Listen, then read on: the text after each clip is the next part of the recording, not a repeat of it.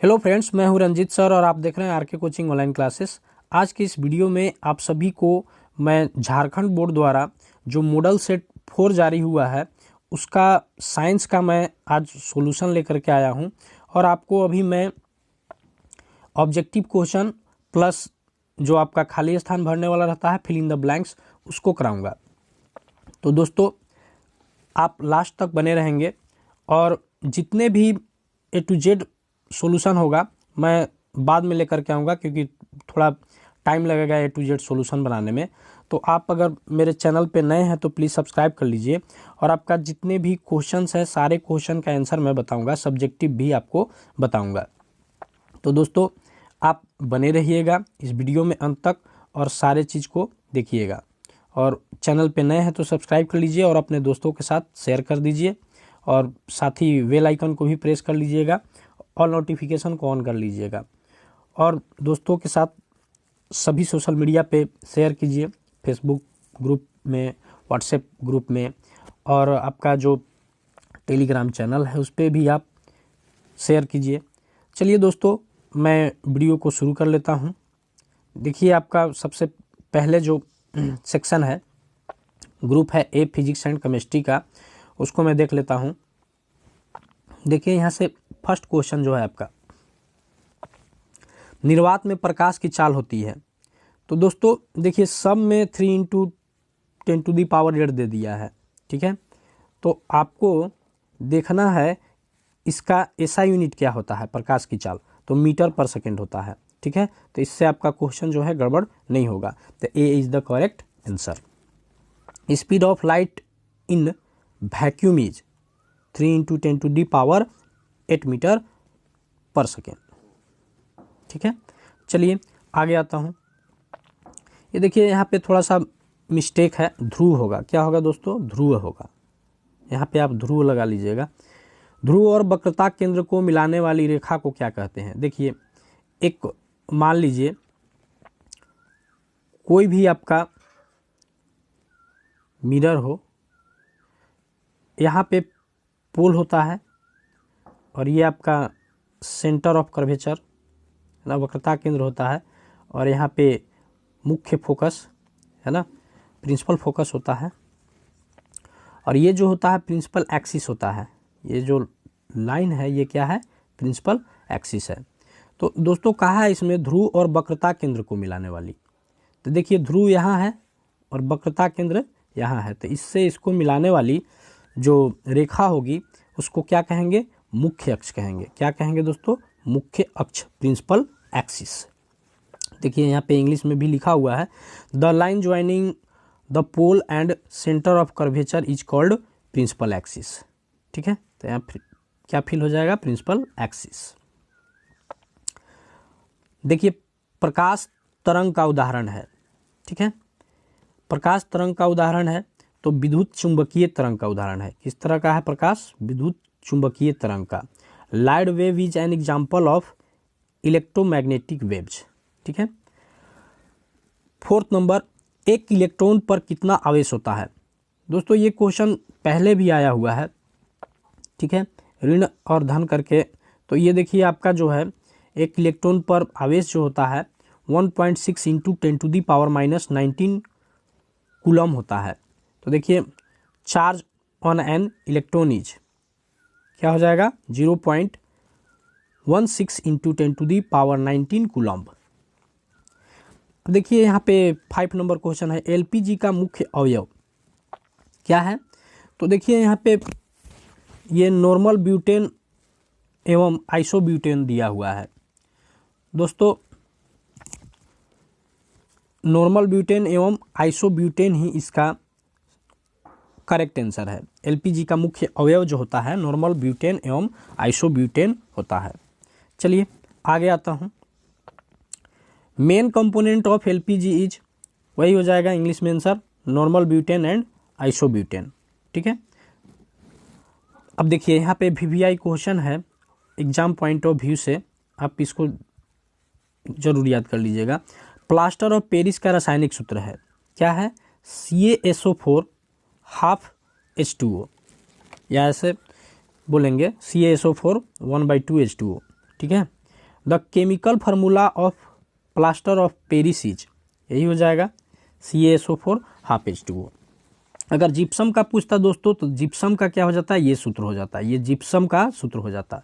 लेकिन आपको plaster of Paris का रासायनिक सूत्र पूछा है ना, chemical formula of plaster of Paris is, तो क्या हो जाएगा CaSO4 हाफ H2O, यानी कि ए ऑप्शन आपका करेक्ट है, यहाँ ए ऑप्शन करेक्ट हो जाएगा। ठीक है, लेकिन जिप्सम पूछता तो क्या होता, बी हो जाता। चलिए, शल्य चिकित्सा में टूटी हड्डियों के लिए प्रयुक्त होने वाला रासायनिक पदार्थ। शल्य चिकित्सा मतलब जहाँ पे आपका हड्डी रोग का विशेषज्ञ, जहाँ पे हॉस्पिटल होता है, जो डॉक्टर हड्डी टूटे फूटे हड्डियों को जोड़ने का काम करते हैं, वो किसका कौन सा रासायनिक पदार्थ का उपयोग करते हैं, तो प्लास्टर ऑफ पेरिस का करते हैं। तो करेक्ट आंसर क्या हो जाएगा, सी हो जाएगा, plaster of Paris. The chemical substance used as a cast for setting broken bones in surgery, टूटे हुए हड्डियों को, है ना, तो ये प्लास्टर ऑफ पेरिस होता है। चलिए, अम्लीय विलयन का पीएच मान होता है, अम्लीय विलयन का जो पीएच मान होगा, है ना, the pH value of acidic solution is less than 7, और हिंदी में हो जाएगा 7 से कम। देखिए, जब अम्लीय पूछेगा तो क्या हो जाएगा, 7 से कम हो जाएगा, और जब आपसे क्षारीय पूछ लेगा तो क्या हो जाएगा, तो आपका हो जाएगा 7 से अधिक, और उदासीन पूछेगा तो क्या हो जाएगा, 7 हो जाएगा। तो दोस्तों आप याद रखिएगा इसको, तीनों में से कोई आ सकता है आपका एग्जाम में, ये भी इंपॉर्टेंट है, क्वेश्चन रहेगा ही रहेगा। अब देखिए यहाँ पे दीवारों पर सफेदी करने के लिए किसका उपयोग होता है, तो दोस्तों which is used for white washing of walls. ठीक है, तो देखिए यहाँ पे आंसर क्या हो जाएगा, CaOH, है ना, का होल 2। ठीक है, होल 2 हो जाएगा। तो यहाँ भी ये आंसर इंग्लिश में भी आ जाएगा। आइए 10 नंबर, सोडियम सल्फेट और बेरियम क्लोराइड को मिलाने पर किस रंग का अवक्षेप प्राप्त होता है। तो देखिए, अवक्षेप मतलब जो हमारा नहीं चाहते हैं, अनावश्यक चीज़ जो आ जाता है, अवक्षेप प्राप्त हो जाना। जैसे हम लोग जब साबुन को ये करते हैं तो झाग आ जाता है उसके साथ। ठीक है, तो अवक्षेप होता है वही, तो सफ़ेद निकलने लगता है। चलिए, what is the colour of precipitate obtained when sodium sulphate and barium chloride are mixed, तो वाइट हो जाएगा। चलिए, अब यहाँ फिल इन द ब्लैंक्स है, खाली स्थानों की पूर्ति करें। देखिए, धारा का एसआई मात्रक जो होता है एम्पियर होता है। क्या होता है दोस्तों, ampere. SI unit of electric current is ampere, तो आप एम्पियर लिख लीजिएगा। देखिए, एम्पियर, ठीक है, एम्पियर आप लिख लीजिएगा। तो एम्पियर कै तरह से लिखा जाता है देख लीजिएगा आप हिंदी में। ठीक है, और इंग्लिश में भी एम्पियर हो जाएगा, AMP, यार देख लीजिएगा स्पेलिंग। हीरा एवं ग्रेफाइट कार्बन के अपरूप हैं। क्या है, अपरूप हैं, तो यहाँ कार्बन के अपरूप आ जाएगा, अपरूप। ठीक है, यहाँ अपरूप फिल हो जाएगा, अब भर लीजिएगा। डायमंड एंड ग्रेफाइट आर, तो इंग्लिश वाले देख लेंगे, और आपको हम इंग्लिश में भी सब बता देंगे। जब हम A to Z सॉल्यूशन लेकर के आएंगे तो उसमें इंग्लिश भी फिल किया हुआ रहेगा। तो अभी चलिए, मैं अभी हिंदी मीडियम वाले को लिए ज़्यादा प्रेफर कर रहा हूँ। अब देखिए यहाँ पे 13 नंबर जो क्वेश्चन है, वास्तविक प्रतिबिंब तथा आभासी प्रतिबिंब में अंतर लिखिए। दोस्तों, वास्तविक प्रतिबिंब, आप ध्यान से सुनिएगा और लिख लीजिएगा, मैं बोल रहा हूँ, 1-2 बार रिपीट कर दूंगा। एक नंबर में दिया हुआ है तो ज़्यादा नहीं लिखना है, एक ही अंतर पूछा है आपसे। ठीक है, एक अंतर लिखिएगा, ज़्यादा मत लिखिएगा। वास्तविक प्रतिबिंब तथा आभासी प्रतिबिंब में अंतर लिखें। तो वास्तविक प्रतिबिंब जो होता है दोस्तों, हमेशा उल्टा प्रतिबिंब बनाता है। कैसा बनाता है, उल्टा प्रतिबिंब। ठीक है, वास्तविक प्रतिबिंब हमेशा उल्टा प्रतिबिंब बनाता है, और आभासी प्रतिबिंब हमेशा सीधा प्रतिबिंब बनाता है। ठीक है, तो ये अंतर हो गया। फिर से सुन लीजिए, वास्तविक प्रतिबिंब उल्टा प्रतिबिंब बनाता है और आभासी प्रतिबिंब सीधा प्रतिबिंब बनाता है। ठीक है, उम्मीद करते हैं आपको समझ में आया होगा। अब यहाँ पे 14 नंबर में पूछा गया है कि उत्तल दर्पण के उपयोग लिखें। ठीक है, देखिए, उत्तल दर्पण के उपयोग लिखने के लिए कहा गया है। तो उत्तल दर्पण का उपयोग जो होगा साइड मिरर के रूप में होता है। कैसे होता है, साइड मिरर के रूप में, साइड मिरर के रूप में। ठीक है, साइड मिरर के रूप में, तो ये आप लिख लीजिएगा।